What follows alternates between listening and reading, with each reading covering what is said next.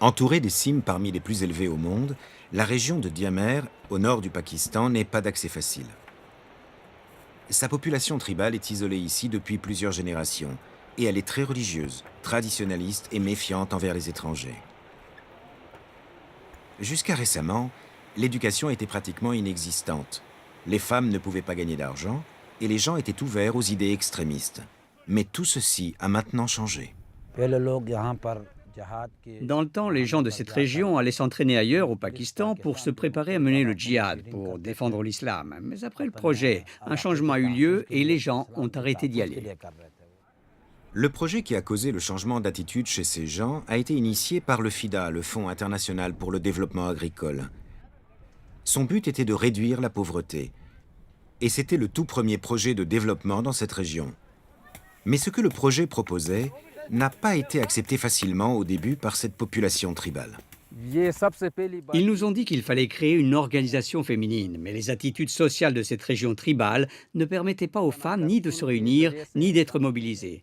Le projet a aussi ouvert un système de crédit avec des emprunts, mais la perception des gens d'ici faisait dire que ces emprunts n'étaient pas de nature islamique. Ceci était considéré comme une menace à leur religion et à leur culture. La résistance était acharnée. C'en est arrivé à ce que des bombes explosent. Ils tiraient sur les véhicules, j'étais à Darel. Les véhicules ont été arrêtés, les pneus ont explosé, du verre a éclaté. Nous n'avons pu être sauvés que lorsque les habitants du village voisin sont venus à notre rescousse. Les érudits religieux de la région étaient profondément divisés. Cela a pris 4 ans avant qu'il ne convienne que les activités du projet n'étaient pas contraires au Coran. Après cela, les communautés ont pu s'engager dans le projet et devenir activement impliquées dans les prises de décision. Une route a été construite qui a donné accès aux marchés, aux écoles et aux centres médicaux. L'eau potable a été amenée jusqu'aux maisons. L'introduction de nouvelles récoltes et de bétail a permis aux gens de pouvoir se nourrir et d'augmenter leurs revenus. Malgré la résistance initiale, 140 organisations féminines ont pu être formées et les femmes ont pu générer et gérer leurs propres revenus pour la première fois. Le développement a amené la prise de conscience. Nos esprits ont changé, psychologiquement et mentalement. Avant l'arrivée du projet, cette région avait un taux d'alphabétisation de 9% et les filles n'allaient généralement pas à l'école. Pour les gens comme l'éleveur de moutons Abdul Shakor, le projet a ouvert l'accès à l'éducation bon marché et de façon bien plus importante, l'a rendu souhaitable.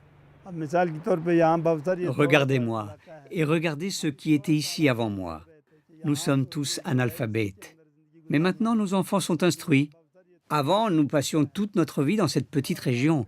Mais maintenant, nous savons que le monde est très grand.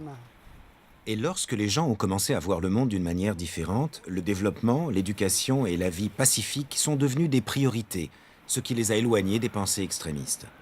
Le véritable test de ce changement d'attitude s'est passé en 2008, quand les locaux disent qu'un groupe d'extrémistes, instruits par les talibans, ont essayé de s'infiltrer dans la région. Cet érudit religieux dit qu'avant le projet, les extrémistes étaient les bienvenus ici.